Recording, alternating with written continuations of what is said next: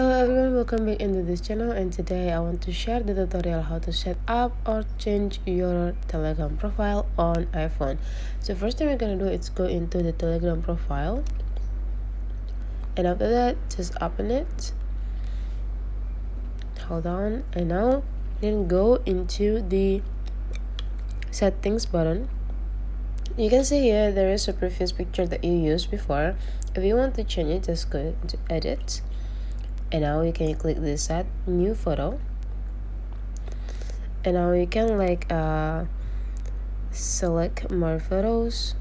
Now you can choose which photo that you want to use, and after that just click the picture, and now we can adjust in it, adjust the positions, and after that, after we're done, just click.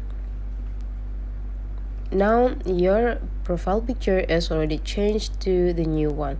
So that's all for today's tutorial, guys. If you find that this tutorial is really useful for you, don't forget to leave some comment, like, and subscribe into this channel.